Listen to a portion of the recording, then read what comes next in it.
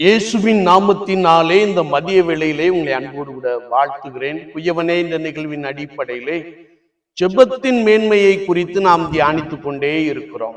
இன்றைக்கும் ஏசாயா தீர்க்கதரிசன புஸ்தகம் 48ஆம் அதிகாரம் 16ஆம் வார்த்தையை நாம் வாசிக்கின்ற பொழுது, நீங்கள் என் சமீபத்தில் வந்து நான் சொல்லுவதை கேளுங்கள் என்ற ஒரு வார்த்தையை நாம் இங்கே வாசிக்க முடியும். ஆண்டவர் நம்மை கேட்பதற்காக, அவரிடத்தில் வேண்டிக் கொள்வதற்காக அழைக்கின்ற ஒரு காட்சியை குறித்து வேதம் நமக்கு தெளிவாய் கற்றுக் கொடுக்கிறது. வேதத்தை நாம் வாசிக்கின்ற பொழுது, உண்மையாய் தம்மை நோக்கி உண்மையாய் கூப்பிடுகிற யாவருக்கும் கர்த்தர் சமீபமாய் இருக்கிறார் என்ற ஒரு வசனத்தை நாம் வாசிக்க முடியும். அது மாத்திரமல்ல, நான் கர்த்தராகிய ஆண்டவரை நோக்கி கூப்பிட வேண்டுமே என்றால், வேதத்தை நாம் வாசிக்கின்ற பொழுது பரிசுத்த யோவான் 2ஆம் அதிகாரம் 5ஆம் வார்த்தையிலே, அவர் உங்களுக்கு என்ன சொல்லுகிறாரோ அதன்படி செய்யுங்கள் என்ற ஒரு வார்த்தையை நாம் வாசிக்கிறோம். இயேசு கிறிஸ்து சொல்லுவதை நாம் கேட்க வேண்டுமே என்றால், அவர் எப்படி பரிசுத்தராய் இருக்கிறாரோ அப்படியே நம்முடைய வாழ்க்கையும் பரிசுத்தத்தோடு கூட காணப்படுகின்ற பொழுது ஆண்டவர் சொல்லுவதை நாம் கேட்க முடியும் என்பதை பரிசுத்த வேதாகமத்தின் துணையை கொண்டு நாம் மிக ஆழமாக அறிந்து கொள்ள முடியும். வேதாகமத்திலே அநேக பரிசுத்தவான்களை நாம் பார்க்கிறோம். எல்லா பரிசுத்தவான்களும் கர்த்தருக்கு முன்பதாக உத்தம இருதயத்தோடு கூட குற்றமற்ற வாழ்க்கை வாழ்ந்து பரிசுத்தத்தோடு கூட காணப்பட்டபடியினாலே ஆண்டவர் அவர்களோடு கூட பலமாய் பேசினார் என்பதை பரிசுத்த வேதாகமும் நமக்கு மிக தெளிவாக கற்றுக் கொடுக்கிறது. Enoch walks with God. Enoch 300 ஆண்டுகள் தேவனோடு கூட சஞ்சரித்து கொண்டிருந்தான்.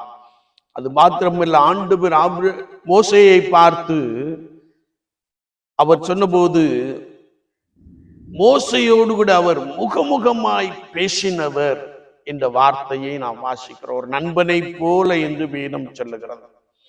என்னை கேட்டுக்கொண்டிருக்கிற என் அன்பு சகோதரனே, சகோதரியே, கர்த்தராகிய இயேசு கிறிஸ்து, கர்த்தராகிய ஆண்டவர் உங்களிடத்தில் எதையாயிலும் சொல்ல வேண்டும் என்றால், உங்களுக்கும் அவருக்கும் உள்ள உறவு பரிசுத்தமாய் காணப்பட வேண்டும் என்பதை குறித்து பரிசுத்த வேதாகமத்திலே நாம் மிக ஆழமாக அறிந்து கொள்ள முடியும். ஏனென்றால் கர்த்தருடைய வார்த்தை சொல்லுகிறது, நான் பரிசுத்தர், ஆகையால் நீங்கள் பரிசுத்தமாய் இருங்கள்.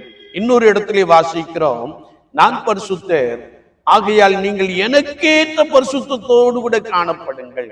இன்னொரு இடத்திலே வாசிக்கிறோம், நான் பரிசுத்தர், ஆகையால் நீங்கள் உங்கள் நடக்கைகள் எல்லாவற்றிலும் பரிசுத்தராய் இருங்கள் என்று சொல்லுகிற ஒரு வசனத்தை நாம் வாசிக்க முடியும். என்னை கேட்டுக்கொண்டு இருக்கிற என் அன்பு சகோதரனே, சகோதரியே, கர்த்தராகிய இயேசு கிறிஸ்து நம்மிடத்திலே எதையாகிலும் சொல்ல வேண்டுமே என்றால் அவருக்கேற்ற பரிசுத்தம், நம்முடைய உறவு அவரோடு கூட மிகுந்த பரிசுத்தத்தோடு கூட காணப்படுகின்ற பொழுது அவர் நம்மோடு கூட பேசி நம்மை பலமாய் நடத்த போதுமானவராக இருக்கிறார். அது மாத்திரமல்ல, அவர் எதை சொல்லுகிறாரோ அதற்கு நான் கீழ்ப்படிய வேண்டும் என்று வசனம் சொல்லுகிறது.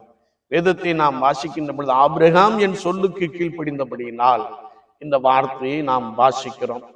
அதே யோவான் எழுதின சுவிசேஷம் 2ஆம் அதிகாரத்திலே நாம் வாசிக்கின்ற பொழுது, அங்கே பணி செய்த வேலைக்காரர்கள் இயேசு கிறிஸ்துவின் சொல்லுக்கு கீழ்ப்படிந்து வெறுமையான கச்சாடிகளை தண்ணீரினால் நிரப்பினபடியினாலே அவர் அதை ருசியுள்ள ரசமாக மாற்றினார்.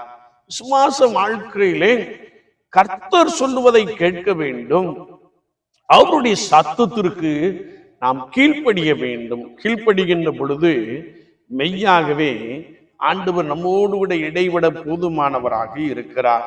கர்த்தருடைய வார்த்தையை நாம் வாசிக்கின்ற பொழுது, நான் பிரயோஜனமா இருக்கிறதை உனக்கு போதித்து என்று சொல்லுகிறார். அது மாத்திரமல்ல, சங்கீதம் 32:8 நாம் வாசிக்கிறோம், நான் உனக்கு போதித்து நீ நடக்க வேண்டிய வழியை உனக்கு காண்பிப்பேன், உன்மேல் கண்ணை வைத்து உனக்கு ஆலோசனை சொல்லுவேன் என்று சொல்லுகிறார். சங்கீதம் 143:10 நாம் வாசிக்கின்ற பொழுது அங்கே கர்த்தருடைய வார்த்தை சொல்லுகிறது, உமக்கு பிரியமானதை செய்ய எனக்கு கற்றுத்தாரும் ஆண்டவரே என்று சொல்லுகிற ஒரு வசனத்தை நாம் வாசிக்க முடியும். அனுதின ஜீவியத்திலே கர்த்தராகிய இயேசு கிறிஸ்துவோடு கூட உறவாடுகிற ஒரு அனுபவம் நிறைந்தவர்களாக நாம் காணப்படுகின்ற பொழுது ஆண்டவர் சொல்லுவதை நாம் கேட்கிறவர்களாக, அவருக்கு பிரியமாய் நடக்கிறவர்களாக, அவருடைய திட்டத்தின்படி அவருடைய சுத்தத்தின்படி நாம் செயல்படுகிறவர்களாக காணப்பட முடியும் என்பதை குறித்து வார்த்தை மிக ஆழமாக கற்றுக் கொடுக்கிறது. இன்னும் நாம் கர்த்தருடைய வசனத்தை வாசிக்கின்ற பொழுது, நீ நடக்க வேண்டிய வழியிலே உன்னை நடத்துகிறவர் என்று வார்த்தையிலே நாம் வாசிக்கிறோம். என்னை கேட்டுக்கொண்டு இருக்கிற என் அன்பு சகோதரி சகோதரியே, அனுதின ஜீவியத்திலே ஆண்டவரிடத்திலே நாம் பேசுகின்ற, ஆண்டவரிடத்திலே நாம் விண்ணப்பம் பண்ணுகின்றதை ஆவியானவர் கேட்கிறார். அவர் சொல்லுவதை நாம் கவனிக்க வேண்டும், நாம் கேட்க வேண்டும், கீழ்ப்படிந்து நடக்க வேண்டும் என்பதை குறித்து வார்த்தைகள் மிக தெளிவாக கற்றுக்கொடுக்கிறது. இதற்கு அடிப்படை என்னவென்றால் பரிசுத்தம். பரிசுத்தம்.